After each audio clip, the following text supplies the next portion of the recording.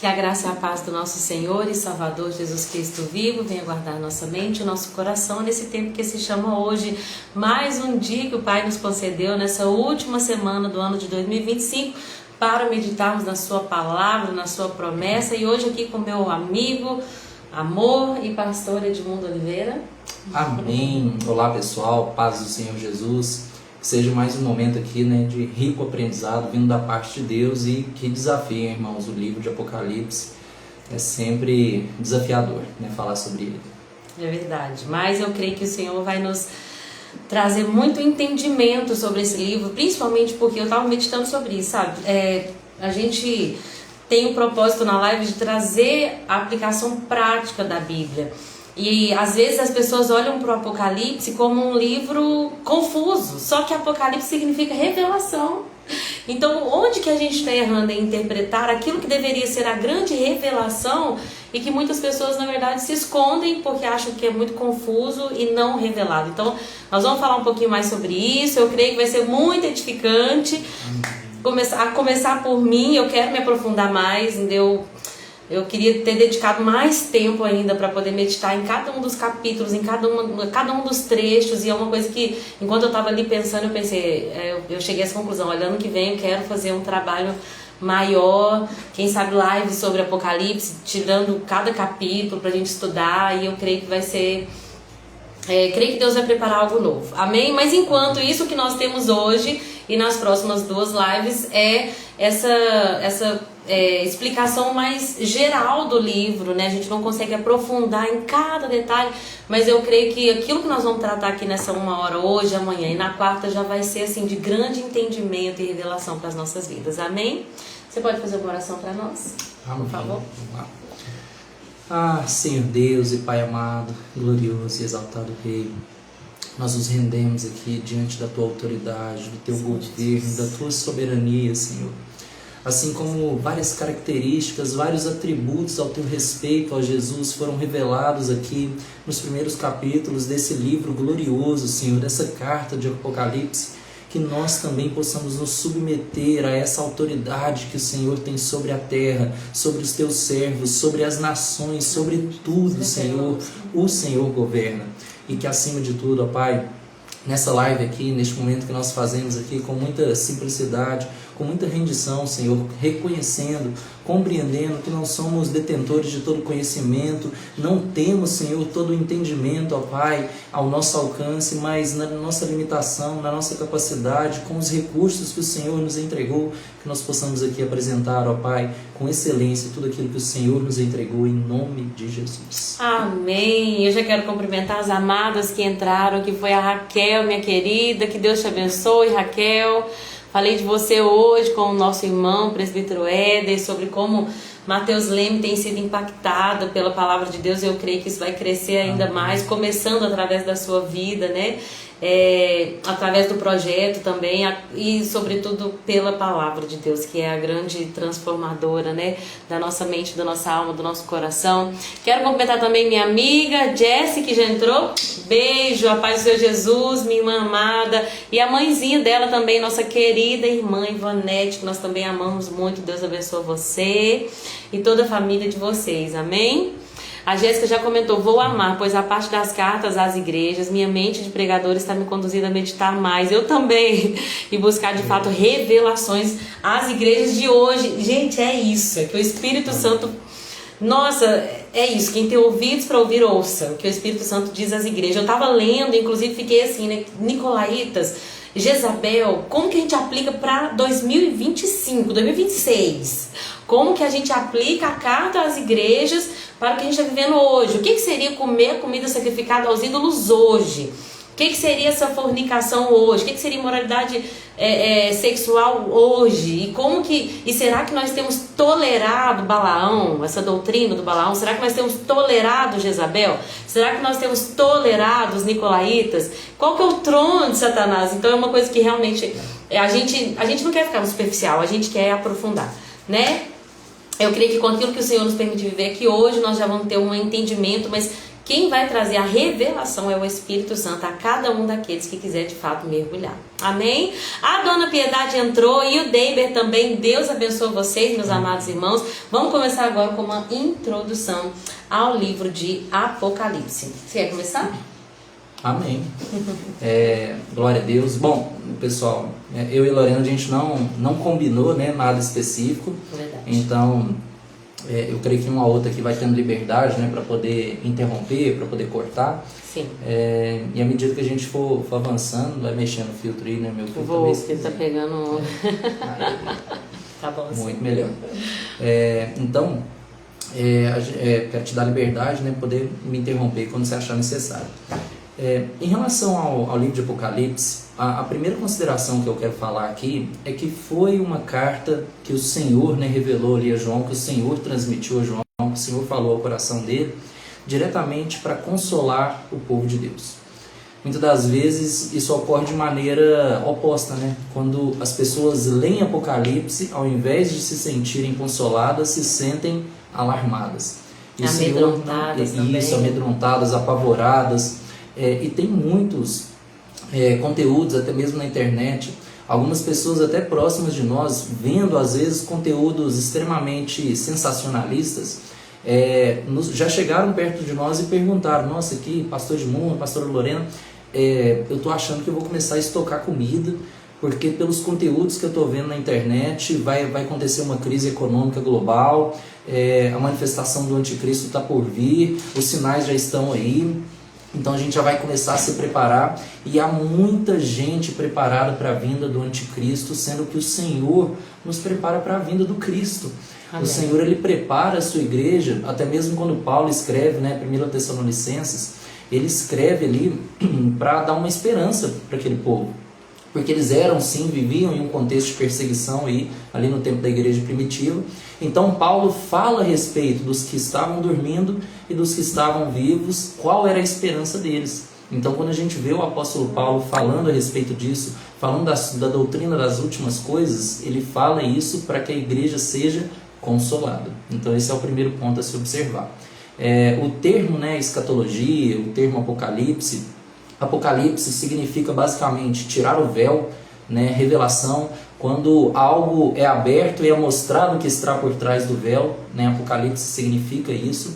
E escatologia, né, que normalmente é o que se estuda, né, na carta de Apocalipse, significa escatos, né, as últimas coisas, e logia, que significa estudo. Então seria o estudo das coisas do fim, a compreensão, a doutrina das últimas coisas, né? Basicamente escatologia é isso. E por que Apocalipse, eu já quero passar a fala para a Lorena, por que Apocalipse é um livro às vezes de grande complexidade? Porque a doutrina das últimas coisas, que é o que a gente encontra com mais riqueza no livro de Apocalipse, ela não se resume ao livro de Apocalipse. A gente vai encontrar porções das coisas, das últimas coisas, né, da doutrina das últimas coisas em todas as escrituras. A gente vai ver no livro de vários profetas, quando os profetas falam, né, do dia da vinda do Senhor, daquele grande e terrível dia. Nós vemos em Malaquias, em Zacarias, nós vemos ali no profeta Daniel muita coisa sendo falada a respeito dos últimos dias. Livro de Amós, no Novo Testamento a gente vê nos evangelhos falando a respeito disso, né, Mateus capítulo 24, o apóstolo Paulo em 1 Coríntios, tanto no capítulo 15 quanto no capítulo 3, então tem muita coisa, tem muito material, e ele está espalhado em todas as escrituras, e então normalmente um teólogo ele encontra dificuldade nesse sentido, porque é necessário concatenar, né, juntar tudo e conseguir fazer uma associação que seja saudável. E o livro de Apocalipse ele se torna ainda mais complexo nesse sentido, que nenhum dos concílios da igreja, né, desde o primeiro lá em Jerusalém até os últimos concílios que aconteceram, nenhum desses concílios foi tratado o assunto de escatologia. O ponto central ali dos concílios era basicamente falar a respeito da soteriologia, da doutrina da salvação, falar a respeito da humanidade e da divindade de Cristo, falar a respeito do Espírito Santo. Então eram doutrinas que eram mais importantes naquele momento dos concílios. A doutrina das últimas coisas ela não tinha um peso tão grande para ser um assunto a ser tratado nos concílios. Então você não tem muito material daquilo que os pais da igreja falaram a respeito das últimas coisas. Então por isso que Apocalipse ele deixa muito aberto para uma interpretação e aberto, né, para muitas viagens, né, infelizmente, né, muitas alucinações, e é importante a gente com muita lucidez, né, tentar ler isso e se alegrar, irmãos, nos alegrarmos, porque o Senhor é Ele quem revela, é Ele quem nos dá o entendimento de todas as suas escrituras. Amém. Amém. Trazendo para o campo prático aquilo que o Edmundo falou e que é muito importante, olha só, Paulo falou aos Tessalonicenses que a igreja esperava Cristo, a vinda do Cristo. E muitas das vezes o que está acontecendo é o oposto, como ele mesmo citou. As pessoas esperam o anticristo. Será que tal pessoa é o anticristo? O Trump é o anticristo? O Papa é o anticristo? E a expectativa, parece que o diabo ele quer sempre distorcer, né? Tirar o foco. A expectativa das pessoas hoje parece que se tornou quando o anticristo vai se manifestar. Mas a igreja, o foco da igreja não é a vinda do anticristo, a manifestação do anticristo, mas a vinda do Messias, a vinda daquele que era, que é e que há de vir. Inclusive, quando a gente estuda Apocalipse, gente, e como todos os livros que nós lemos, os 66 da Bíblia, a escritura toda é sobre Jesus. Então, o Apocalipse não é sobre... Eu vi isso no vídeo do Jesus e a Bíblia oficial, que é maravilhoso, e eu achei muito linda essa frase. O Apocalipse não é sobre segredos indecifráveis, é sobre Cristo revelado. Então é sempre sobre Cristo. João vai ver Jesus Cristo, muito diferente dos evangelhos, o Cristo homem, o Cristo sofredor, o Cristo servo. Ele vai ver o Cristo supremo, soberano, rei, governando sobre todo trono, sobre todo reino. Não tem nenhum trono acima dele. Então a visão do capítulo 1 é de Jesus. Depois Jesus começa a mandar as cartas para a igreja, revelando sobre quem ele mesmo é. Assim diz aquele que tem nas mãos as 7 igrejas. Assim diz aquele que é o princípio e o fim. Assim diz aquele... Então a revelação de Jesus. O Apocalipse não é um livro de códigos que a gente tem que tentar decifrar. É um livro de revelação do Cordeiro de Deus, que reina, que governa. Sabe, esses dias eu falei lá na igreja, gente, o Cordeiro está no trono, viu? Não perdeu o controle, não. Ninguém tira ele de lá. Às vezes a gente desespera, mas a verdade é que se nós entendermos que o nosso Senhor nunca saiu do controle, o Cordeiro está lá e não há trono sobre ele, a gente viveria uma vida de muito mais tranquilidade e confiança. Inclusive esse, como Jesus e a Bíblia, o vídeo vai falar, esse livro é um livro sobre confiança. Um Deus Pai, começa sobre isso, a revelação de Jesus Cristo que Deus Pai lhe deu. Então o Deus Pai revela para Jesus, Jesus revela ao anjo, o anjo revela para João e João vai revelar para as 7 igrejas e alcançando todos nós, né? Toda a igreja de Cristo em todos os tempos até a volta de Jesus. Então, sobretudo, sabe o que a gente tem que eu quero falar nessa introdução? A Bíblia coloca o nome, né? Nós temos o nome desse livro como Revelação. Não é um livro de coisas encobertas. Ah, esse livro não entendo nada. Não, é um livro da revelação do quê? Do tempo do fim. Quem é o Cordeiro? Qual é a recompensa? O que é a justiça de Deus sendo aplicada? E é claro que tem muitas coisas, porque é simbólico, é espiritual, né? Alegórico. É alegórico. Tem coisas que não são claras, porque o Senhor vai revelando conforme elas forem acontecendo. E ele não vai deixar tudo às claras, como todas as escrituras têm aquelas coisas que o Espírito Santo vai destacando para nós conforme nós vamos meditando, e isso é maravilhoso. Mas, no geral, é um livro daquilo que vai acontecer. Deus não deixou o nosso futuro encoberto. Ele está mostrando a recompensa para os justos e para os fiéis. E há também o cálice do furor da ira de Deus sendo derramado sobre aqueles que não reconheceram o Cordeiro, que não aceitaram o sacrifício do Cordeiro. Amém? Quer falar alguma coisa, amor? Bom, ainda, né, sobre essa introdução, o livro de Apocalipse, né, foi escrito por João, né, o apóstolo, o discípulo amado, né, ele estava na ilha de Patmos. Muito provavelmente, né, existem muitas fontes históricas que convergem nessa direção. Muito provavelmente próximo ali do ano 90 depois de Cristo, a mando, né, do imperador Domiciano, porque ele já atuava dessa forma, porque os imperadores anteriores a ele, por exemplo, Nero, Tito, foram imperadores que perseguiram a igreja e não tinham essa cultura de exilar, né, os cristãos e os judeus daquele tempo. Então Domiciano, ele, atribuído a ele, né, essa prática, muito provavelmente ele havia exilado João na ilha de Patmos, né, de acordo com alguns relatos históricos, e João, lá na ilha de Patmos, né, recebeu essa revelação vindo da parte do Senhor.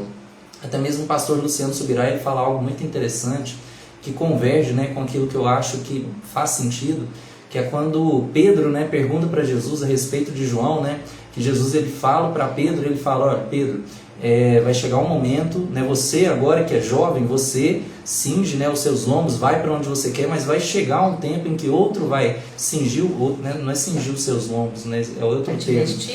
Outro vai subjugar você, né, vai te dominar e você não vai mais para onde quer, dando a entender o tipo de morte na qual Pedro morreria. Aí Pedro ele pergunta, né, a respeito de João, mas e quanto a esse daqui? Aí Jesus ele fala, o que te importa se eu quiser que ele viva até o dia da minha vinda? E de fato João, ele viu o dia da vinda do Senhor, ainda que em uma visão futurística, ainda que em uma visão profética, mas João ele teve essa revelação. Então quando Jesus ele falou aquelas palavras, né, alguns teólogos, alguns pastores, né, associam ao fato de que João de fato viu a vinda do Senhor, né, com grande poder e glória, mediante a revelação de Apocalipse. Existem algumas escolas, eu quero falar isso rapidinho para a gente poder ir trabalhando nos textos e a gente não focar muita atenção nisso. Existem algumas escolas de interpretação do livro de Apocalipse que vão em direções diferentes, e é importante a gente falar qual é a escola a qual nós pertencemos, qual é o tipo de crença que nós temos acerca da vinda do Senhor. São basicamente 4 escolas principais de interpretação do livro de Apocalipse. A primeira escola é a escola preterista, que é uma escola que interpreta que todas as coisas que estão no livro de Apocalipse já aconteceram. Elas fazem parte de um contexto do passado. Eles associam a destruição de Jerusalém a coisas que João fala no livro de Apocalipse. Então, muito dos cumprimentos, né, daquilo que se fala em Apocalipse já aconteceu. Então, existe uma escola de interpretação que crê que todas essas coisas, né, dessa revelação já aconteceram, já ocorreram. Existe a segunda, dentre essas 4, né, a segunda escola, que é a escola idealista, que assume muitas alegorias para os textos de Apocalipse, como por exemplo, quando se fala a respeito das 2 testemunhas, é necessário que essas 2 testemunhas sejam a igreja. Então tem muita alegoria associada ali. Quando fala a respeito da marca da besta, eles consideram que os que não são pertencentes a Deus já receberam essa marca. Então existe uma interpretação muito alegórica e de coisas que já aconteceram, coisas que estão acontecendo e coisas que ainda acontecerão. A terceira escola de interpretação é a escola historicista, que ela considera que, à medida que João foi escrevendo a sua carta às 7 igrejas, aquelas cartas representam eras e gerações da igreja dos tempos atuais. Por exemplo, a igreja de Éfeso é considerada como a igreja primitiva. Na sequência, vem a igreja de Esmirna, que foi considerada aquela igreja perseguida ali do 1º século, do 2º século. Depois, na sequência, vindo a igreja de Pérgamo, que foi a igreja ali dos tempos de Constantino, onde Constantino, o imperador de Roma, assumiu uma postura cristã e passou a fazer parte da igreja. Na sequência, a igreja de Tiatira, considerada ali como a igreja, como os tempos de trevas da igreja, onde a corrupção entrou, né, na parte clérica, na parte da liderança da igreja. A igreja de Sardes, considerada no tempo da reforma protestante ali, por Martim Lutero, os pré-reformadores. A igreja de Filadélfia seria os tempos odiernos, né, o tempo atual que nós estamos vivendo hoje, e a igreja de Laodiceia seria a última igreja antes de acontecer ali o período da tribulação. Então essa é a escola historicista. E nós fazemos parte daqueles que interpretam o Apocalipse de maneira futurística. Né? As coisas que vão acontecer ainda não foram manifestas, né? Muitos desses sinais que João vai falar estão exclusivamente pertencentes ali ao período tribulacional, né? Então a gente vai desenvolver aqui, né, o livro de Apocalipse falando nessas distinções. E o livro de Apocalipse tem basicamente 3 grandes divisões, porque lá no capítulo 1, verso 18, olha o que João fala, o próprio Jesus falando com ele, né? Aliás, versículo 17, né? Ao vê-lo, caí aos seus pés como morto. Porém ele pôs sobre mim a mão direita e dizendo: não tenha medo, eu sou o primeiro e o último, e aquele que vive. Estou morto, mas eis que estou vivo para todo sempre, e tenho as chaves da morte e do inferno. Escreva, pois, as coisas que você viu, as que são e as que hão de acontecer. Então, basicamente, eu compreendo que o livro de Apocalipse ele fica dividido nessas três fases. As coisas que você viu. E o que João viu? A gente vai falar no capítulo 1, tudo aquilo que ele viu, o Cristo glorificado, aquele que tem os 7 candelabros de ouro, aquele que tem de fato ali as 7 estrelas em suas mãos, aquele que é o alfa, o ômega, aquele que abre portas que ninguém pode fechar, aquele que fecha portas que ninguém pode abrir. Essas foram as coisas que João viu. As coisas que são relacionadas às igrejas daquele tempo, as igrejas da Ásia. Porque de fato João escreveu para igrejas que eram reais naquele momento. E enviou essas cartas aos anjos, que significa mensageiros, aos líderes daquelas igrejas, para que eles transmitissem o recado para toda a comunidade de fé. Então as coisas que vistes, ele viu Jesus, viu ele com todo poder e glória. As coisas que são, do capítulo 2 ao capítulo 5, e as coisas que hão de acontecer, a partir do capítulo 6, que é onde nós cremos que a igreja já não mais estará presente, terá sido arrebatada, estará nas nuvens, nas alturas, participando das bodas do Cordeiro, enquanto a terra, infelizmente, estará desfrutando, entre aspas, bebendo o cálice ali da ira de Deus sendo derramado sobre as nações. Amém. Então vamos? Vamos lá. Lembrando, que eu escrevi algumas coisas. Esse livro, ele vem para edificar e não para confundir. Então, o livro do Apocalipse não é para a gente ter medo, é para a gente ter esperança. Amém? Nós vamos começar então, o livro começa falando sobre uma revelação de Cristo Jesus, que o Pai deu para que ele mostrasse aos seus servos os acontecimentos que ocorrerão em breve. Lembrando que isso aconteceu há 2000 anos, essa revelação. Mas que de fato está breve, está mais breve do que nunca. Tudo isso que está escrito aqui está acontecendo, vai acontecer, e a nossa esperança deve permanecer firme até o dia da vinda do nosso Senhor. Amém? Esse livro é o único livro que começa com uma bem-aventurança. Vai falar: feliz é aquele que lê as palavras desta profecia, e felizes são aqueles que ouvem a mensagem e obedecem o que ela diz, pois o tempo está próximo.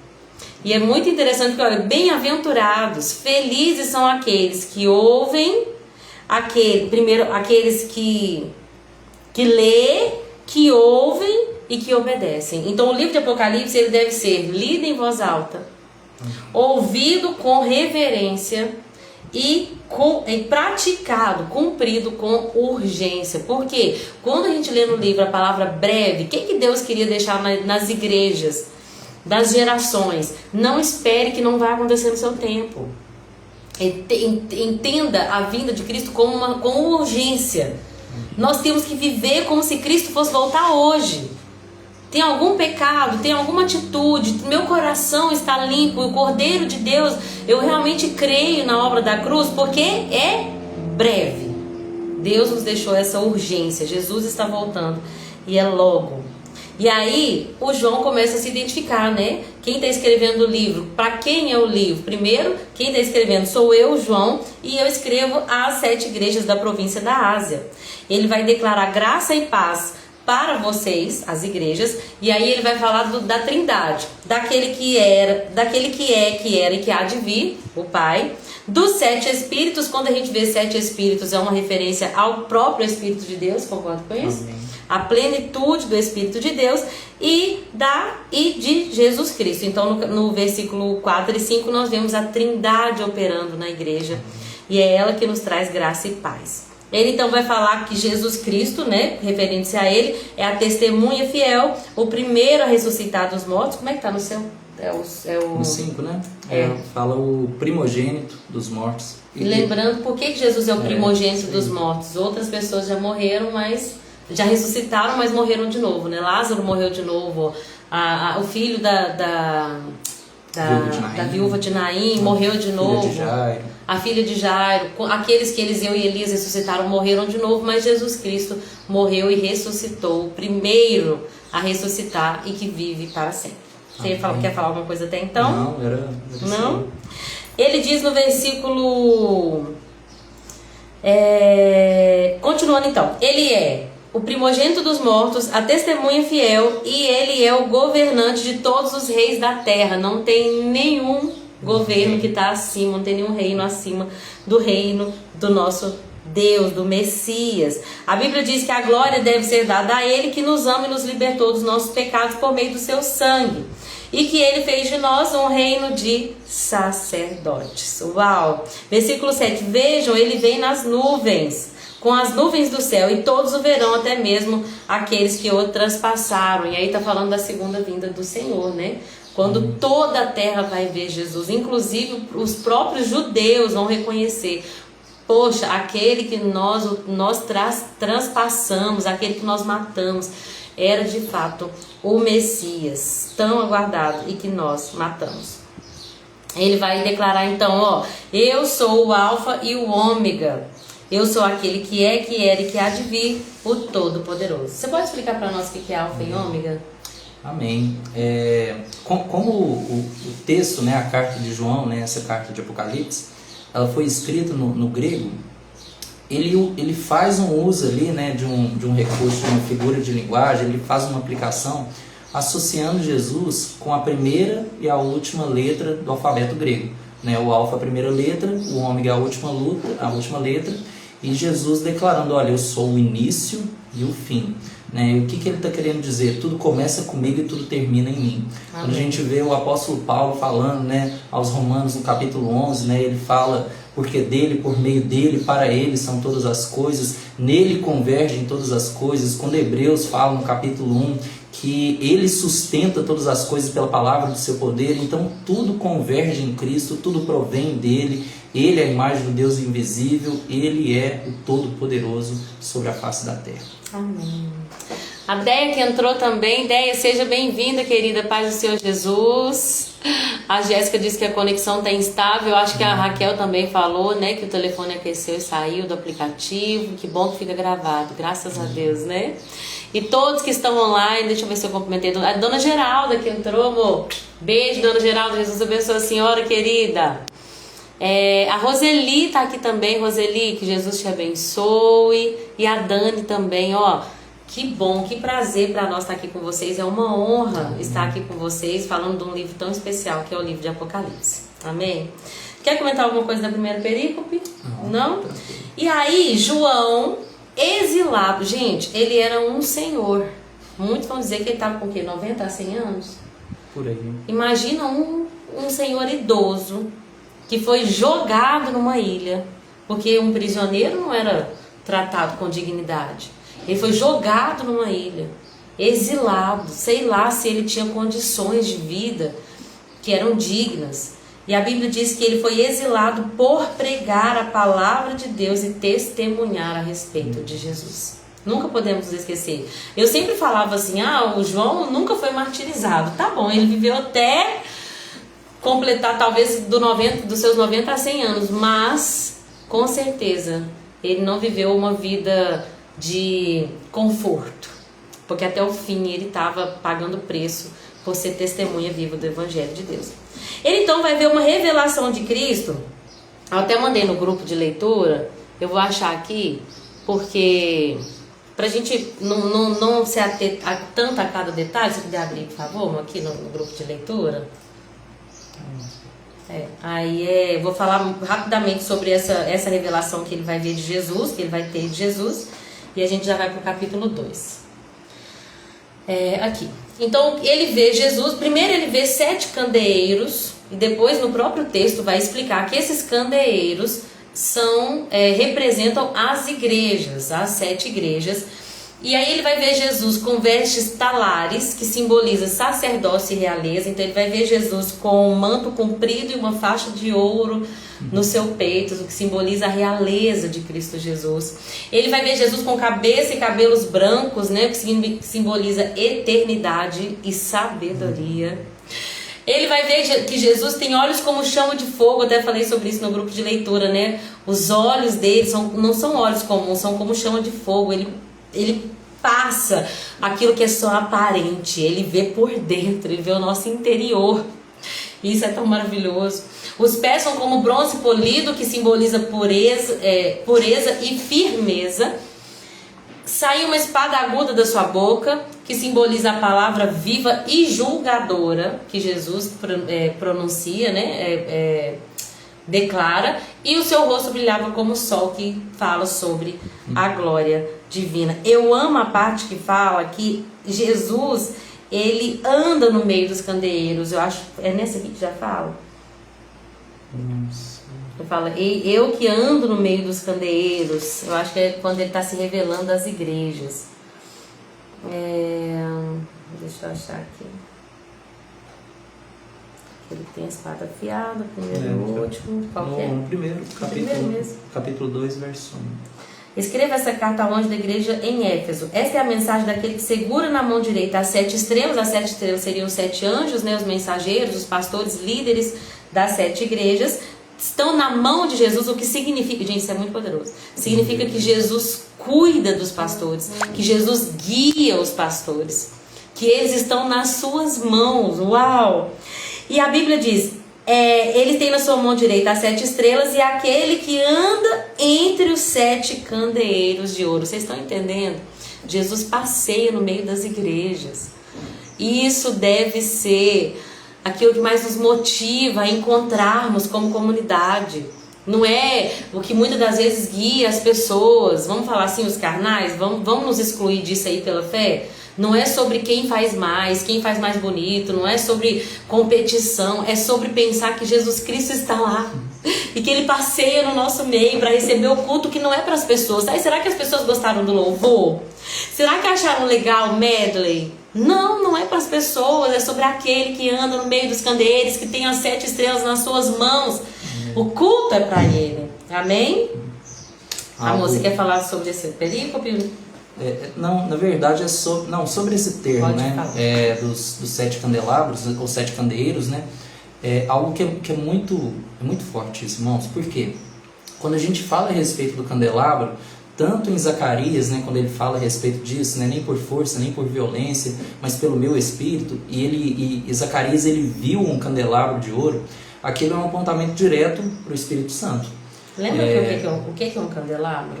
O candelabro era um dos elementos essenciais vamos falar assim, no ritual, né, do templo sacerdotal, do templo do tabernáculo.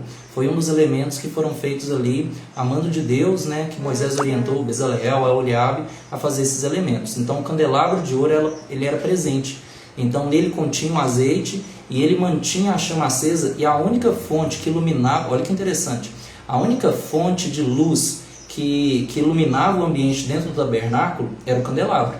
Porque o tabernáculo era fechado por cortinas grossas, bem densas, de maneira que não vinha luz externa. O único acesso à luz do tabernáculo era o acesso à luz do candelabro. Então o que o Senhor está transmitindo com isso? Eu só considero igreja aquele povo que é iluminado pelo Espírito Santo. Uau. Eu só considero uma ação minha, onde um povo não tem uma ação externa, onde aquilo que vem de fora, onde a luz que vem de fora não interfere. Então quando ele fala que ele anda no meio do candelabro, ele quer dizer que a ação da igreja é por intermédio do Espírito Santo.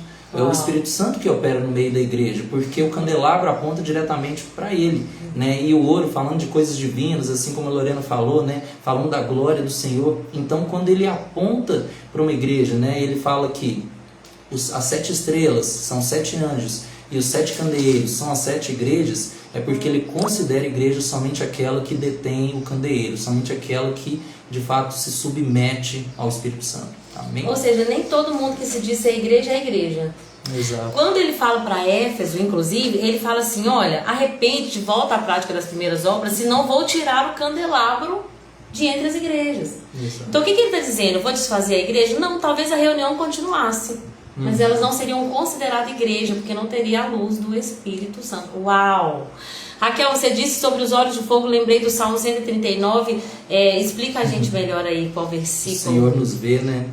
Se suba um alto monte, lá tu estás, né? Ele nos formou desde o ventre da mãe, né? Se eu tomo minha cama, né? Tomo as asas da alvorada e vou para outra direção, Lá o Senhor nos vê, e de fato, viu, Raquel?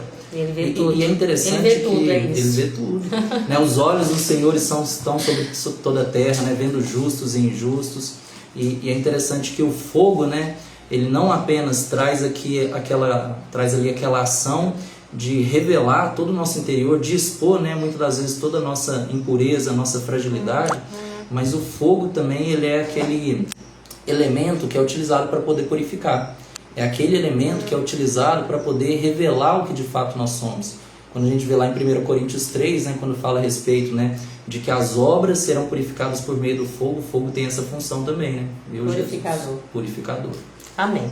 Não dá pra gente passar por cada igreja e detalhar cada uma, mas eu creio que ano que vem vai ter algo assim, tá? Não sei. A gente vai, quem sabe, trabalhar cada uma das igrejas, né? Mas, no geral, sobre a carta de Jesus às igrejas, as suas igrejas, lembra que a igreja é dele, não é dos anjos, né? Amém. Não é a igreja do pastor tal, é a igreja de Jesus. O pastor só tá nas mãos de Jesus. Mas, interessante assim pra gente poder fazer um panorama geral, sempre vai ter uma maneira como Jesus vai se identificar. Então, essa carta é para você, e quem escreve é aquele que, aí ele vai dizer, escreve, essa mensagem é daquele que segura na sua mão direita as 7 estrelas. A Esmirna, ele fala, essa é a mensagem daquele que é o primeiro e o último, resumidamente. A Pérgamo, ele fala, essa é a mensagem daquele que tem a espada afiada dos 2 lados. A Tiatira, essa é a mensagem do Filho de Deus, cujos olhos são como chama de fogo. Essa é a mensagem para Sardes, daquele que tem os 7 espíritos. Então, no começo, sempre tem uma revelação de Jesus. E, no geral, sempre tem um elogio, uma repreensão e uma recompensa. As únicas que fogem desse Patrão. modelo, desse padrão, Filadélfia e Esmirna não tem crítica. Jesus não fala nada de crítica sobre elas. Ele se apresenta, como se revela, e ele vai fazer um elogio e ele vai falar da recompensa. Não vai falar de tenho contra ti.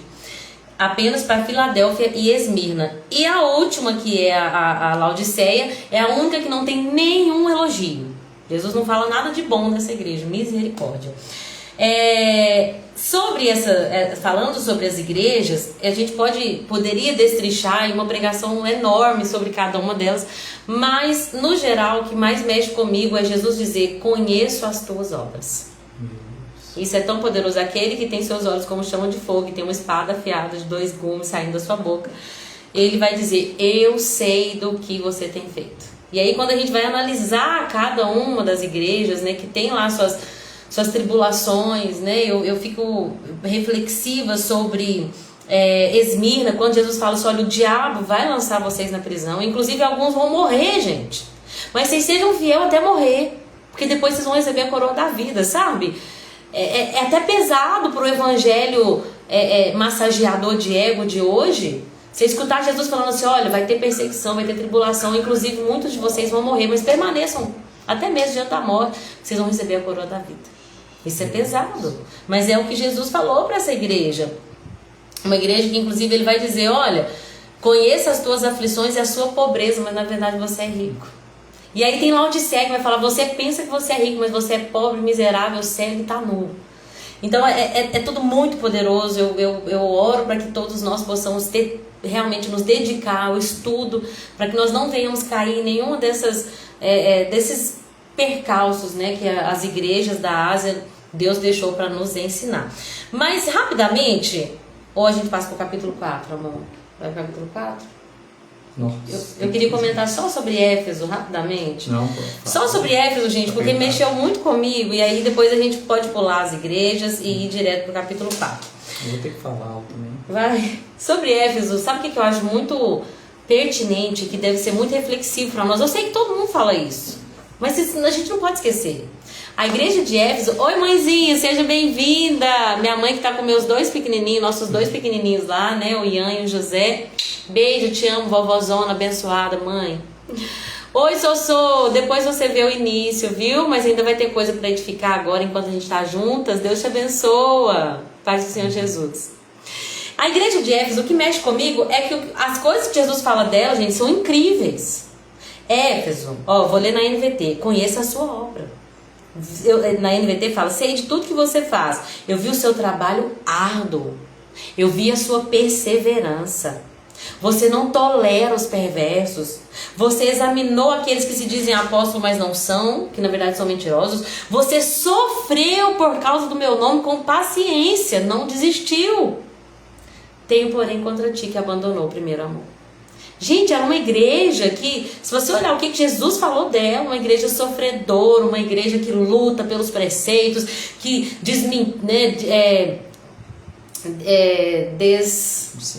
eu queria, tipo assim, que mostra aqueles que desmascara aqueles que falam que são e que não são. As obras dela não eram obras assim, que grandes elogios. Mas Jesus vai falar assim, olha, você abandonou o amor que tinha no princípio. Olha como é que tá na NVT. Veja até onde você caiu. Sabe, não é sobre o que a gente faz, mas o porquê que a gente está fazendo. A gente não pode, eu fico muito chateada quando alguém fala, tal pessoa tá no primeiro amor, daqui a pouco passa. Gente, se passou, a gente tem que arrepender e voltar.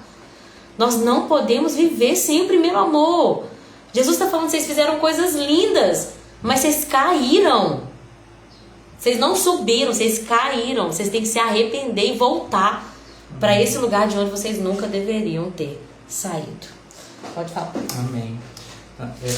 Quando Apocalipse é tremendo, sabe? Quando a gente vê tudo que João relata vindo da parte de Deus a essas 7 igrejas, algo que eu quero, né? Ainda que tenha muito conteúdo que a gente poderia falar, mas algo que eu faço questão de mencionar aqui, é que muitos dos problemas dentro da igreja estavam relacionados a doutrinas, estavam relacionados a falsos ensinos.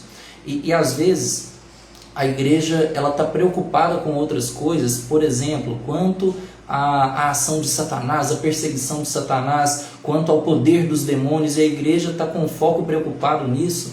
Mas se a igreja não estiver vivendo a sã doutrina, não estiver aplicando uma doutrina coerente, uma doutrina bíblica, essa parte secundária que seria a batalha espiritual contra demônios, ela não tem sentido. Contanto que a gente esteja muito bem ajustado, sabe, quanto àquilo que a gente crê. E isso é um desafio, porque exige dedicação, exige perseverança, exige esforço, exige rendição diante do Senhor, porque tem coisas que muitas das vezes não são claras, mas todos os problemas que a gente vai vendo em relação às 7 igrejas, a gente vê quanto à igreja de Éfeso, que fala a respeito dos falsos apóstolos, aqueles que se diziam apóstolos, mas não o eram. Fala a respeito dos nicolaítas, que eram povos ali que inseriam doutrinas relacionadas à promiscuidade, relacionadas à idolatria, relacionadas ao se alimentar, ao comer comidas sacrificadas a ídolos. Então, doutrinas que estavam entrando na igreja. Quando a gente vê muito permissivos também, na minha pesquisa sobre os nicolaítas, falavam, né? Não, nós temos graça, nós podemos fazer o que nós quisermos, se entrega aos prazeres, que está tudo bem. Verdade. Aí a gente vê de Balaão, né, a doutrina os que seguem a doutrina de Balaão. Então ele até associa isso, a prática de Balaão com Balaque lá atrás, fala da profetisa de Jezabel, uma que se intitulava profetisa, ou seja, ela tinha ação na igreja, ela tinha um título, era atuante. Meu Deus. Então, João e o próprio Jesus, ele está muito preocupado com isso dentro das igrejas, sabe? Ensinos distorcidos. Porque quando Satanás se manifesta, quando o diabo aparece, quando demônios de fato ali têm as suas ações, né, sendo visíveis, palpáveis, perceptíveis, seja no meio do povo de Deus, seja em qualquer outro ambiente, a igreja, contanto que ela tenha a doutrina correta, isso não a abala. Mas uma doutrina perniciosa, uma doutrina distorcida, principalmente assim como a Lorena falou, a gente pode ser mais liberal, tudo é possível, tudo é permitido, porque esse corpo aqui vai passar. Então tudo que eu fizer nesse corpo aqui, contanto que o meu espírito esteja bem, contanto que a minha alma esteja bem, tudo que eu fizer com este corpo corruptível não vai ser abalado, não vai haver interferência. Então é importante a gente entender isso, que doutrinas erradas causam sérios prejuízos para o povo de Deus. Talvez eu tenha quebrado um pequeno patidinho de pão nas pulseiras. Tá bom. Não tem problema não, depois eu vou, cuidado com o vidro, tá? Depois eu vou lá. Isso, eu falei isso nas últimas lives, a gente entende muito, isso é muito perigoso, né? Que muitas das vezes o que destrói a igreja não é o que vem de fora, né? Não é a perseguição, não é o Nero endemoniado, o imperador enfurecido, que vai destruir a igreja. Na verdade, a perseguição só fortalecia, mas muitas das vezes é o pernicioso, é o leve engano que distorce a verdade, que vem dentro, né, que é infiltrado dentro da igreja. Então a gente tem que realmente tomar muito cuidado. E a palavra que mais mexeu comigo enquanto eu lia era o tolera. Você tolera. Você sabe que é errado, mas você tolera. Jesus está dizendo, olha, eu tenho contra ti que você tolera. Ao invés de apontar, de se levantar, de repreender e de não aceitar, você vê que não é o certo, mas você tolera. Isso mexeu muito comigo. Vamos para o capítulo 4, que já é 3:22. Esse mundo está cheio de compromissos. Para a honra e glória do Senhor, nós estamos nos mudando para um novo celeiro. Glória a Deus por isso, né? Nós estamos chamando de novo celeiro pelo Espírito. E temos esses 3 dias para efetuar toda a mudança antes da virada de ano. Então, estamos muito felizes com tudo que Deus tem feito. Amém. Por causa disso, ele tem muitos compromissos. Nós temos, né? Então, vamos direto para a adoração no céu, capítulo 4. João, então, ele começa a ver o céu. E aí ele vai ver o trono de Deus. E ele vai ver o arco de Deus ali, como que era, né, no trono. Ele vai ver 24 tronos e 24 anciãos. Ele vai ver 4 criaturas. Ele vai ver o mar de vidro. Ele vai ver a adoração que acontecia no céu. Enquanto os 4 seres viventes adoravam, os 24 anciãos se prostravam, colocavam suas coroas diante do Cordeiro. Uma vez eu vi um pastor falando que lá no céu é um deita e pega coroa, né?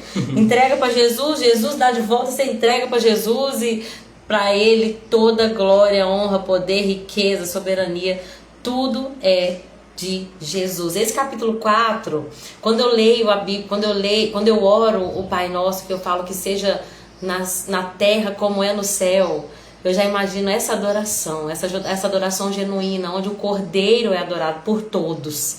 Uma multidão que declara, de milhares e milhares de anjos, de homens, de seres humanos também, com vestes brancas, dos 24 anciãos, de todos os seres viventes, tudo envolvendo o Cordeiro, uníssono, né? Todo mundo falando as mesmas coisas, que ele é santo, que ele é digno, que ele é poderoso e que ele é verdadeiramente adorado, digno de toda adoração. Quer falar alguma coisa sobre o capítulo 4? Meu Jesus. O capítulo 4 é profundo, irmãos, porque aqui João, ele tem a visão do trono de Deus.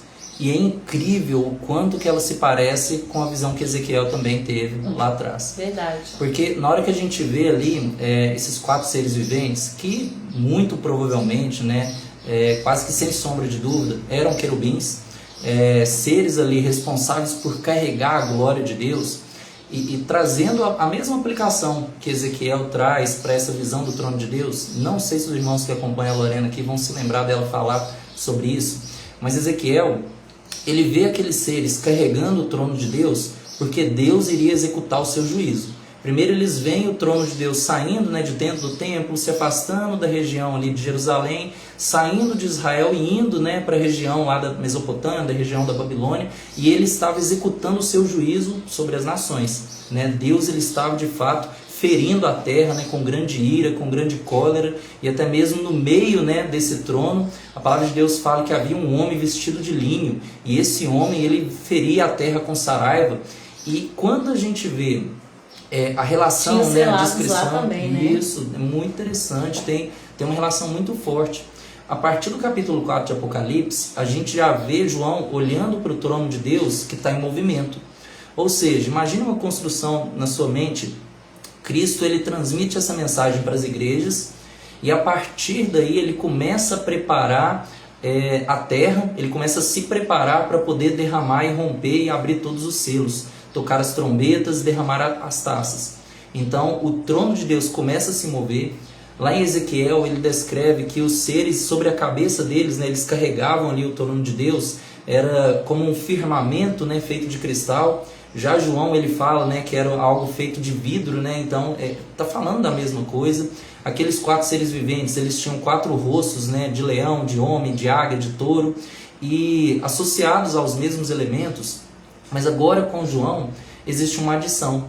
Ele adiciona os 24 anciãos, o que não tinha lá em Ezequiel, que muito provavelmente já tem uma relação mais próxima, mais íntima com a igreja. Porque agora a igreja também está presente, né? Uma igreja formada por judeus e gentios, um povo formado por aqueles que pertenciam à antiga aliança e um povo pertencente à nova aliança também estavam presentes diante daquele trono de Deus carregado por aqueles seres celestiais. Então é uma visão muito profunda. Uau. Aí João vê esse trono de Deus se movendo e a partir daí, né, ele vai desenvolver toda a história onde os selos começarão ali a ser rompidos e os cálices começaram a ser derramados sobre a face da terra. Amém. Amém? Então vamos para o capítulo 5. O cordeiro abre o livro. Ele viu na mão direita, então João viu na mão direita daquele que estava sentado no trono um livro. Esse livro era escrito por dentro e por fora e lacrado com 7 selos. Então o anjo poderoso perguntava em alta voz: quem é digno de romper os selos, de abrir o livro? Mas não tinha ninguém, nem no céu, nem na terra, nem debaixo da terra, que pudesse abrir o livro e lê-lo. Então João começa a chorar muito, copiosamente, porque não tinha ninguém que era digno de abrir o livro. Um dos 24 anciãos, eu fico me perguntando, quem era esse? Oh, meu Deus. Um dos 24 anciãos vai virar para João e vai falar: João, não chora. Veja, o leão da tribo de Judá, o herdeiro do trono de Davi, conquistou a vitória. Ele é digno de abrir o livro e de desatar os selos. O cordeiro, tá vendo que é tudo sobre Jesus? A revelação de Jesus. O cordeiro que parecia ter sido sacrificado, ele vai ver, né, esse cordeiro, mas que agora estava em pé entre o trono e os 4 seres vivos e no meio dos 24 anciãos. Então o cordeiro, ele vai pegar o livro e nesse momento que ele pega o livro, há adoração novamente no céu ao cordeiro. Os 4 seres vivos e os 24 anciãos se prostram. Cada um tinha um cântico com essas palavras: tu és digno de receber o livro, de desatar os selos, porque fostes morto, e com teu sangue compraste para Deus pessoas de toda a tribo. Olha, com o sangue de Jesus, ele comprou pessoas de todas as tribos, língua, povo e nação. Tu fizestes delas um reino de sacerdotes para o nosso Deus, e elas reinarão sobre a terra. Então ele vai ver milhares e milhões de anjos e também os seres vivos que cantavam que ao cordeiro, o cordeiro era digno de receber poder, riqueza, sabedoria, força, honra, glória e louvor. Aleluia. E todos os seres vivos disseram amém, e os 24 anciãos novamente se prostram e adoram. Aí agora que entra, né? Me explica aí esse capítulo 5. Capítulo 5, meu Deus, é só o Espírito. Não, mas assim, que seriam? basicamente... Você acha que, por exemplo, o fato de... Gente, agora eu tô perguntando sinceramente, tá? O fato de não ter ninguém digno de abrir o livro, isso poderia simbolizar um período até a vinda de Jesus? Olha, João tá vendo assim, até a vinda de Jesus, realmente aquele livro não poderia ser aberto. Mas aí de repente o cordeiro foi morto e agora simboliza que Jesus agora ele tem essa possibilidade. É muito... Pode até chegar a soar um pouco místico, mas quando a gente vai associando o livro de Apocalipse com o livro de Daniel, a gente percebe que o Senhor ele revelou para Daniel, eu até vi um pregador falando a respeito disso, como se fosse ali Daniel vendo as coisas acontecerem até 1 minuto antes do início do culto. E a partir do momento em que esse culto começou, João ele já vê todas as coisas acontecendo, né? Sabe toda aquela liturgia do culto? A gente vai começar com uma leitura inicial, a gente vai começar aqui depois com um período de louvores, depois a ministração da palavra. Daniel, ele vê as coisas que o Senhor faria nos últimos dias e muitos sinais ali continham com muita profundidade, com muita riqueza de detalhes, várias alegorias, várias analogias. Por exemplo, quando Daniel ele vê lá a estátua de que Nabucodonosor havia sonhado, né? Ele vê a cabeça de ouro, né? A parte dela ali de prata, de ferro, depois de barro. Então ele vê toda aquela distinção, aquela separação da estátua, mas aos pés da estátua estavam ali os dedos. Então os dedos já têm uma relação com as coisas dos últimos dias. O que eu estou querendo dizer com isso? Que Daniel, quando ele recebe todas essas profecias, ele não tinha entendido. E o Senhor falou com ele: olha, escreve e sele essas palavras. Então Daniel ele não tinha o acesso a toda a revelação, a todo o entendimento, porque muitas delas ainda não haviam se cumprido. Cristo ainda não havia morto e ressuscitado. Por exemplo, quando o texto fala que ele é aquele que tem as chaves da morte e do inferno.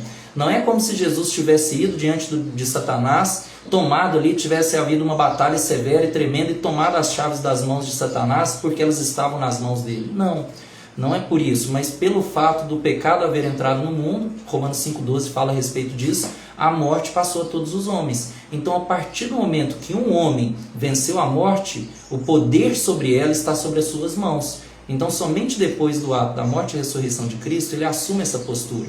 Então, o que Jesus está falando para João? Olha, a partir de agora, aquele que foi morto e reviveu, ele se tornou digno de abrir os selos, digno de desatar os selos. Então, a gente vê toda uma dinâmica aqui da adoração do céu, né, conduzindo essa rendição a ele.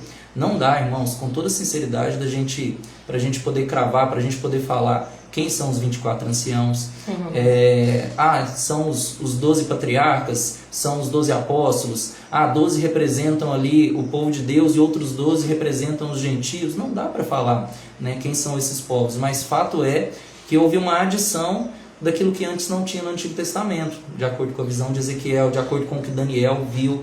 Daniel, ele vê as coisas dos últimos tempos, mas ele não tinha toda a revelação ainda. Os 24 anciãos não tem nenhuma referência no Velho Testamento. Nada, não se fala nada a respeito Apocalipse. disso, só em Apocalipse. E o que a Bíblia não diz com clareza, a gente não fala com certeza. Não nos pertence, verdade. E isso é muito importante, isso que a Lorena falou. Sabe, a gente, com base em uma interpretação, em uma dedução, a gente presumir que a Joy aparecendo. A gente presumir que a Bíblia está falando algo que ela não fala. E a gente precisa se render, sabe, com muita sinceridade. Olha, a Bíblia não fala, então eu me mantenho em silêncio. Quem são e as se eu duas optar por testemunhas? falar, não dá para falar. Tem muita gente que bate o martelo, não, é Elias e Enoque, porque Enoque e Elias não morreram. Ou é Elias e Moisés por conta dos sinais que eles operam.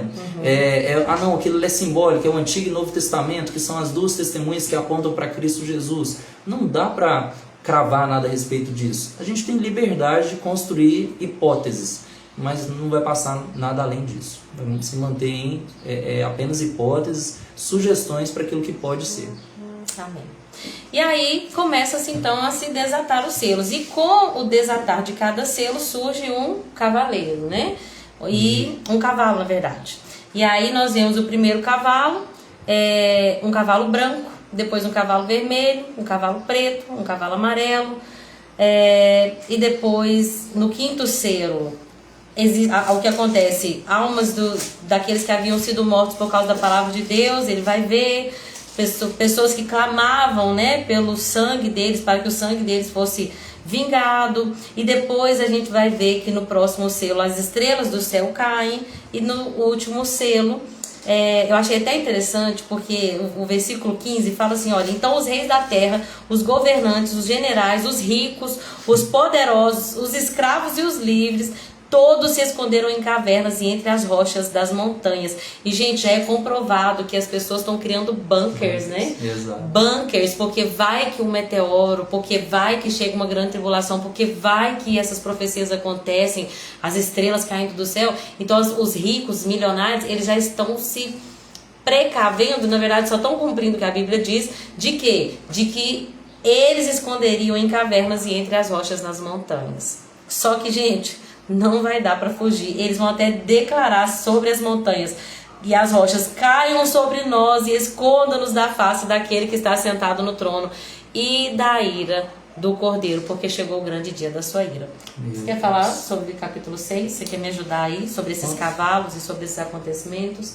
Quando a Bíblia fala a respeito, né, do grande e terrível dia do Senhor, ele está relacionado ao momento do juízo final, onde o Senhor de fato, né, vai permitir que sejam ressuscitados aqueles que participaram ali da segunda ressurreição, e eles serão ressuscitados por uma morte eterna, por um sofrimento eterno, serão lançados ali, né, no lago de fogo.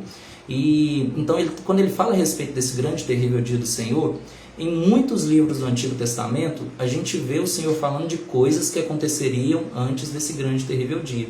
Por exemplo, tanto Malaquias quanto Joel, e Pedro, quando ele prega em Atos, né, capítulo 2, ele fala a respeito disso. Ele fala: olha, hoje se cumpre o que foi dito por Joel, né? Eis que o Senhor derramará do teu espírito, e os jovens profetizarão, os velhos teriam sonhos, os jovens teriam visões, e seria derramado, né, até aos servos. E o que Pedro ele fala? Olha, se cumpriu isso, mas uma parte da profecia, o sol se converter em trevas, a luz se converter em sangue, sinais no céu, prodígios na terra, essas coisas ainda não aconteceram. O que Jesus fala a respeito, né, disso, da vinda do Senhor, em Mateus capítulo 24, né, antes que esse dia venha, vocês vão ouvir de guerras, rumores de guerras, terremotos, catástrofes, pai contra filho, mãe contra filha. Vocês verão essas coisas acontecendo, mas ainda não chegou o grande dia. Aí ele fala, né, quem nos dera se esse dia não acontecer no inverno, porque ai das grávidas. Então ele vai desenvolvendo um monte de coisas que acontecem antes do grande e terrível dia do Senhor. E o primeiro elemento muito claro que acontece é a vinda desse grande cavaleiro branco. E ele acaba confundindo muita gente, porque o cavaleiro branco só pode ser Jesus. Mas infelizmente, né, aqui no capítulo 6 não se está falando a respeito de Jesus. Porque o cavaleiro branco que aponta para Jesus é aquele que está lá em Apocalipse 19. Aquele que vem do céu, né, com miríades de anjos, com toda a sua igreja, com todo o seu povo vindo atrás dele. Esse primeiro cavaleiro, apontando para Satanás, que é aquele que tem o arco, e Cristo Jesus sendo aquele que quebra o arco e corta a lança, né? Esse cavaleiro ali que tem o arco em suas mãos, ele vem para poder ferir a terra. E não se esqueçam, ele está sendo um mero instrumento nas mãos de Deus. Deus, por meio de Jesus, ele rompe os selos, e os selos começam a derramar grandes maldições, grandes tormentas sobre a face da terra. E essas tormentas vão se estendendo aí, a gente vai entender, né, o período que vai durar esse tormento, né, os seus 7 anos de tribulação, e todas essas tormentas se iniciam por esse cavaleiro branco. Depois vem lá, né, o segundo selo, que é um cavaleiro, assim como a Lorena falou, né, um vermelho, depois um baio, né, o amarelo, e por último um cavaleiro preto que aponta para a morte. Então, todos esses, acho que é o preto que é para a morte? É o amarelo. É o amarelo, né? Então, todos esses selos que vão sendo rompidos apontam de fato para a ira de Deus, irmãos, sendo derramada sobre a face da terra. E algo que é importante a gente falar dentro desse capítulo 6. A igreja do Senhor, ela não foi destinada para a ira de Deus. Então, por isso que nós entendemos, e com muita sinceridade, com muita franqueza, entendendo que tem irmãos que são pós-tribulacionistas. Isso não nos impede de crermos em um mesmo Deus, isso não nos impede de caminharmos juntos, isso não faz com que a nossa visão soteriológica, visão acerca da salvação, seja distinta, mas nós cremos que a igreja não participará dessas coisas. Ela terá sido arrebatada, pois o Senhor aguardará desse momento de grande e terrível tribulação, que é o que Jesus fala em Mateus 24, que nunca houve nem nunca haverá uma tribulação como essa. A igreja sofre perseguição? Sim. A igreja sofre afronta? Sim. Mas de acordo com a segunda carta, acho que é 1 Pedro, o que ele fala? Nós sofremos perseguições arquitetadas por Satanás. Então o sofrimento que a igreja passa hoje é por causa da sua infidelidade, né? O sofrimento que as pessoas que professam a fé cristã sofrem é por causa, às vezes, da sua infidelidade ou por causa de uma perseguição arquitetada por Satanás. Nunca porque Deus quer que a igreja seja uma igreja sofredora. Essa não é a proposta de Deus. Faz parte da caminhada cristã sofrer. Mas no dia, né, nesse período final, todo sofrimento na face da terra será o juízo de Deus. E a igreja não foi separada para esse momento, para o juízo ser executado sobre ela. A igreja terá sido guardada, assim como foi o povo de Deus na terra de Gozém, quando no Egito todas as pragas aconteciam. Depois os irmãos deem uma lida lá no livro de Gênesis, tudo acontecia, livro de Êxodo, tudo acontecia no Egito, mas nada acontecia na terra pertencente ao povo de Deus, porque Deus os guardou de todo aquele momento. Então Deus nos guardará enquanto estivermos participando das bodas, todos esses males estarão acontecendo aqui na terra. Amém. E assim, nós cremos, né, que a igreja vai ser guardada da grande tribulação. O dia que Edmundo, eu muitas das vezes eu fico em dúvida, verdadeiramente, eu falo muito sinceramente. Tem pessoas que são grandes referências para mim, que são pós-tribulacionistas. O pastor Hernando Dias Lopes, né, eu vi Nívia Soares falando sobre isso. O Douglas Gonçalves, você falou do César Cavalcante. Perdão. Tem pessoas que são referências para nós que creem assim, e eu sou muito humilde para dizer que quem sou eu para bater o martelo, porque realmente eu preciso estudar mais, mas o dia que o Edmundo falou isso comigo, meio que eu entendi assim também, sabe? Olha, o Senhor vai nos poupar porque Jesus já tomou o cálice da ira de Deus da igreja. A igreja é quem? É o povo que recebe o Cordeiro, que serve o Cordeiro, que crê no Cordeiro, que vive o Cordeiro. Então esse povo que toma a sua cruz e segue o Cordeiro, que tem participação na morte com o Cordeiro para poder participar da vida com ele, é um povo que não vai beber do cálice da ira de Deus, porque o próprio Cordeiro já fez isso, né? Então quando Edmundo falou sobre isso comigo, eu pensei, poxa, verdadeiramente a ira viria sobre um povo cuja ira já havia sido satisfeita em Cristo. Agora, muito sinceramente com os irmãos, porque a gente pode estar errado, né? Se a igreja tiver que passar pela grande tribulação também, diferente daquilo que é o que nós acreditamos, nós sabemos que o Espírito Santo vai também nos dar graça para viver. Porque não importa o que nós vamos passar aqui na terra, importa que nós temos um Deus que guarda aqueles que o pertencem. Nós somos rebanho, seu pastorei. Então, se ainda que nós tenhamos que viver a grande tribulação, esses dias terríveis, como ele comentou, Jesus vai dizer, nunca houve, nunca jamais haverão, nós vamos ser conduzidos pelo Espírito, fortalecidos pelo Espírito, e ele vai nos dar graça. Mas eu quero crer verdadeiramente nessa linha do tempo, que é aquilo que nós professamos, né? A igreja vai ser arrebatada antes e então virá os 7 anos de tribulação, quando depois a gente volta com Cristo, né? No dia da vinda do Senhor, da segunda vinda de Jesus, quando os judeus vão vê-lo, toda a terra vai vê-lo, né? Ali em Gog e Magog, quando Jesus vem para guardar, para livrar o seu povo, e o seu povo vai reconhecer que ele é o Filho de Deus, e então Jesus vai estabelecer o seu trono aqui na terra. Amém? Vamos terminar então? Quer falar mais sobre os selos?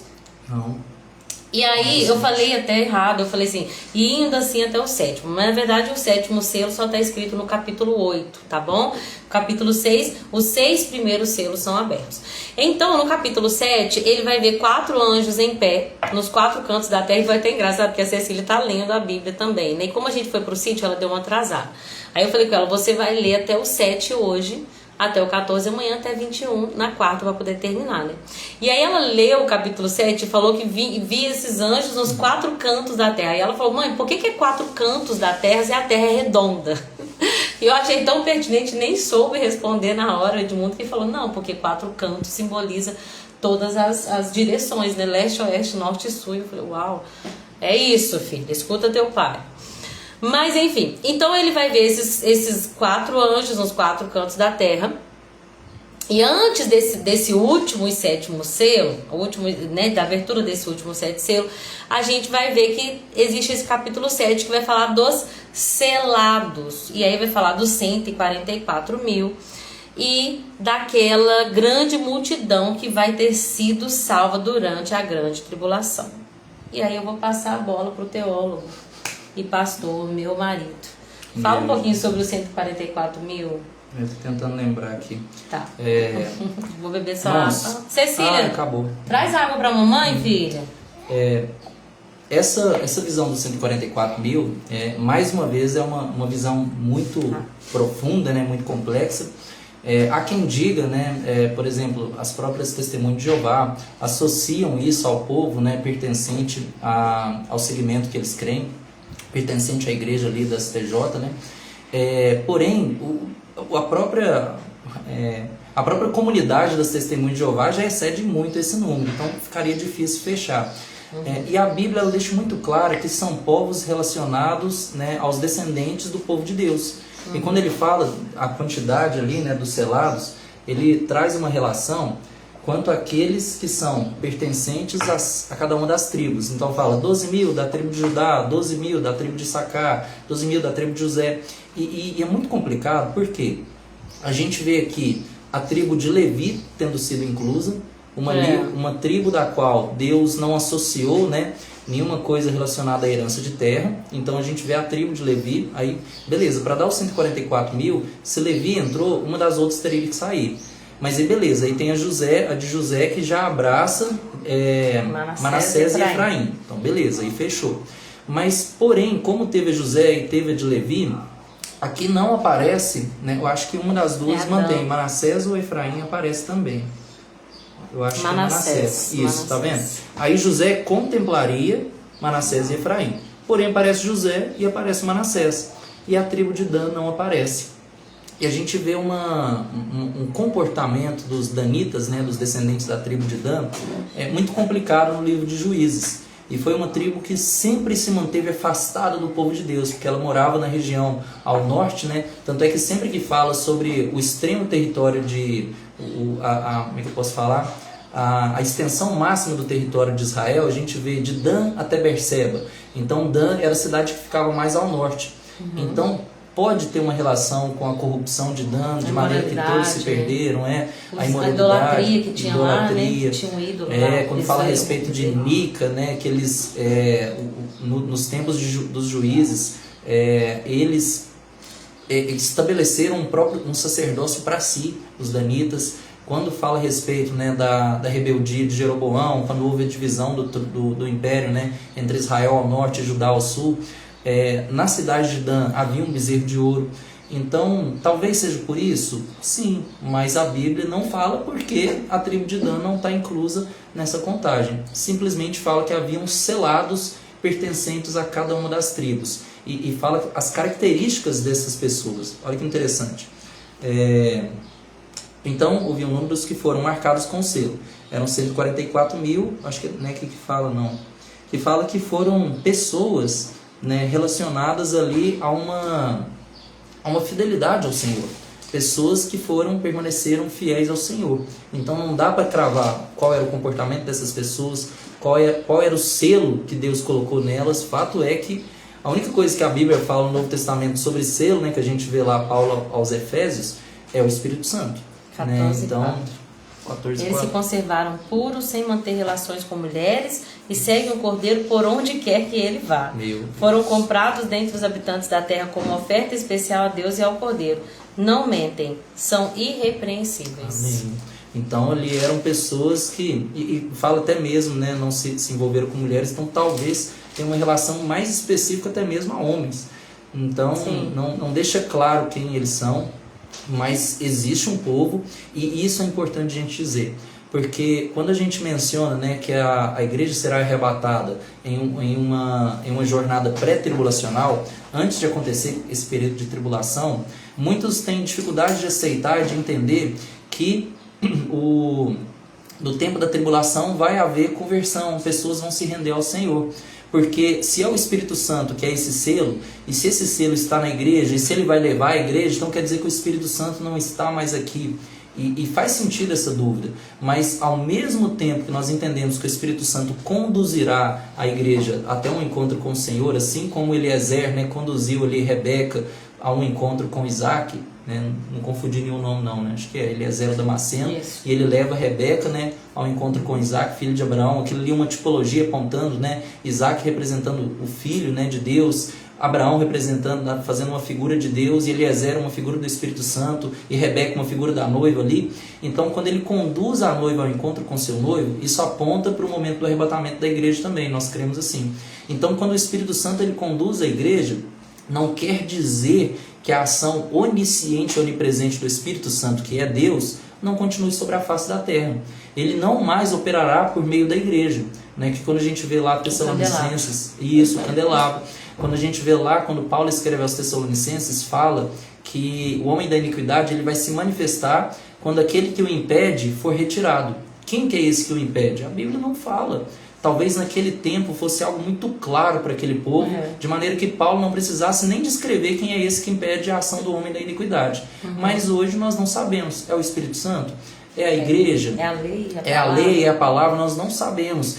Tem pessoas que creem que o que impede o homem da iniquidade, eu acho que é uma visão do pastor Hernandes Dias Lopes, que é o governo desse mundo, que são as leis desse mundo que impedem Satanás, né, que impedem o homem da iniquidade, o anticristo, de assumir todo esse poder. Que quando ele assumir o controle das leis, ele vai se manifestar. Então não dá para cravar a respeito do que impede, mas fato é que o Espírito Santo conduzirá a igreja, e ainda da mesma forma como no Antigo Testamento, homens sem terem tido acesso a Cristo Jesus revelado, encarnado, pela fé foram salvos, né? Hebreus 11 fala a respeito disso. No tempo da tribulação, muitos sendo salpicados pelo sangue do Cordeiro, mártires, serão ali salvos no tempo da tribulação.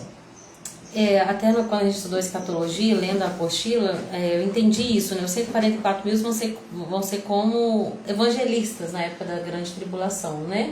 Aqueles que vão pregar, aqueles que vão conduzir esses outros à salvação, né? Porque a partir do versículo 9, a gente já vai ver o louvor de uma grande multidão, uma multidão que foi convertido durante a grande tribulação, né? Isso deixa muito claro, ó. Depois disso, viu uma imensa multidão, grande demais para ser contada, de todas as nações, tribos, povos e línguas, em pé diante do trono e diante do Cordeiro, usavam vestes brancas e seguravam ramos de palmeiras, e gritavam com grande estrondo: a salvação vem do nosso Deus que está sentado no trono e do Cordeiro. E aí, um dos anciãos vai perguntar para João: João, quem são esses? E aí João vai falar: eu não sei, o senhor que sabe, né? Na minha tradução aqui. Eu não sei, tu sabes. E ele vai dizer: são aqueles que vieram da grande tribulação. Lavaram e branquetearam suas vestes no sangue do Cordeiro, como você falou, né? Versículo 17, ó. Pois o Cordeiro que está no centro do trono será o seu pastor. Ele os guiará à fonte de águas vivas, e Deus enxugará de seus olhos toda lágrima. É possível haver conversão na grande tribulação? Tá claro que vai haver.